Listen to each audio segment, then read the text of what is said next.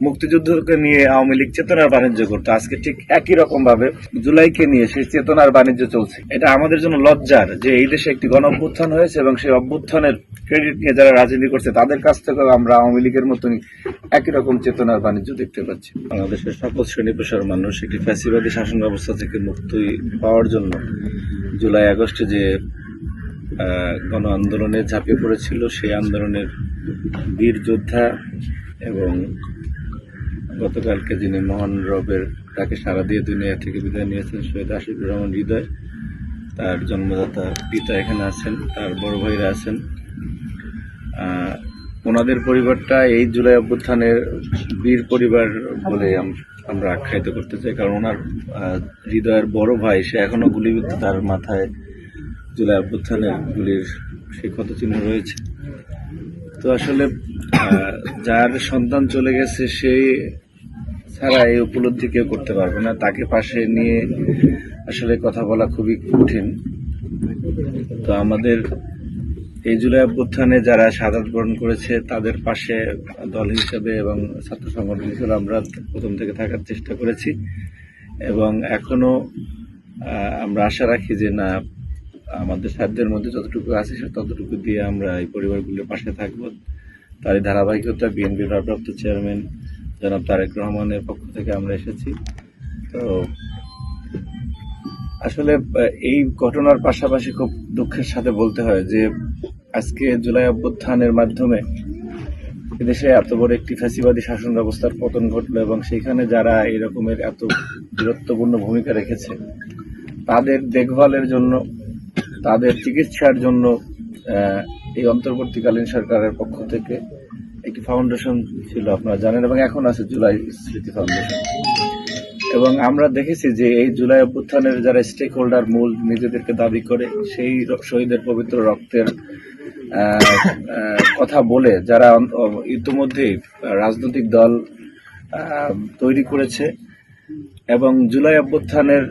ক্রেডিটকে মানে এক প্রকার ছিনিয়ে নিয়ে যারা আজকে রাজনীতি করছে, তারা এই সমস্ত যারা শাহাদাত বরণ করেছে এবং এখনো দুর্বিষহ জীবন যন্ত্রণার কষ্টের মধ্যে রয়েছে জুলাইয়ের সেই ক্ষতচিহ্ন গায়ে নিয়ে, তাদের প্রতি তাদের যে প্রচন্ড রকম উদাসীনতা সেটা হৃদয়ের চলে যাওয়ার মধ্যে দিয়ে আরেকবার আমরা দেখতে পেলাম যে সেই দীর্ঘ 8 মাস সে তার মাথায় 3টি গুলি লেগেছিল, মানে মূল এই ছিল 2টা গুলি বড় সেটা বের করা হয়েছে আর একটা গুলি বের করতে পারেনি। আচ্ছা, যাই হোক, তো এই চিকিৎসার জন্য আমরা যতটুকু আমার নিজেকেও এখানে খুব অপরাধী হিসাবে মনে হচ্ছে যে, কিন্তু রাষ্ট্রের তো একটি দায়িত্ব রয়েছে যে এই জুলাইয়ের রক্তের উপরে দিয়ে যারা আজকে যাদের গাড়িতে ফ্ল্যাগ উঠতেছে এবং যে ফাউন্ডেশন এই দায়িত্ব রয়েছে তারা সেই শত কোটি টাকা আমরা শুনছি যে খরচ করতেছে, কিন্তু এই মানে হৃদয়ের দিয়ে আপনারা দেখেন যে এখানে আমার মনে হয় যে চিকিৎসার ধারে কাছেও ছিল না। যদি উন্নত চিকিৎসা করা যেত, যদি মানে হৃদয়কে বাহিরে পাঠিয়ে উন্নত কোনো চিকিৎসা ব্যবস্থা করা হয়তো বা এই পরিণতি হতো না। সুতরাং যারা আজকে বড় বড় কথা বলে শুধুমাত্র মানে আমরা দেখেছি আওয়ামী ফ্যাসিজমের সময় যেরকম এক ধরনের চেতনার বাণিজ্য, যে মুক্তিযুদ্ধকে নিয়ে আওয়ামী লীগ চেতনার বাণিজ্য করতো, আজকে ঠিক একই রকম ভাবে জুলাইকে নিয়ে সেই চেতনার বাণিজ্য চলছে। কিন্তু প্রকৃত অর্থে যারা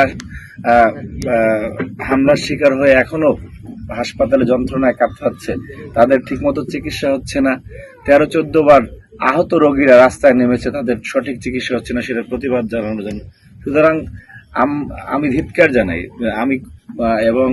এটা আমাদের জন্য লজ্জার যে এই দেশে একটি গণ অভ্যুত্থান হয়েছে এবং সেই অভ্যুত্থানের ক্রেডিট নিয়ে যারা রাজনীতি করছে তাদের কাছ থেকে আমরা আওয়ামী লীগের মতনই একই রকম চেতনার বাণিজ্য দেখতে পাচ্ছি। তো আমি যেটা প্রথমেই বললাম যে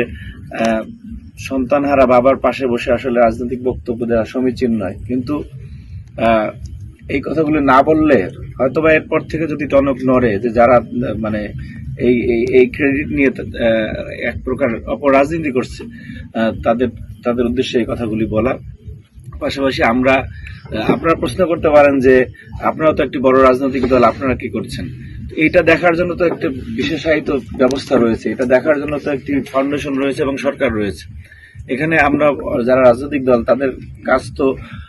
সরকারকে বিভিন্ন তথ্য উপাত্ত দিয়ে সহযোগিতা করা এবং যতটুকু পারে পাশে থাকা। মূল দায়িত্বটা তো সরকারের, অর্থাৎ যেই সরকার এই রক্তের উপর দিয়েই সরকার প্রতিষ্ঠিত হয়েছে তাদেরই তো মূল দায়িত্ব।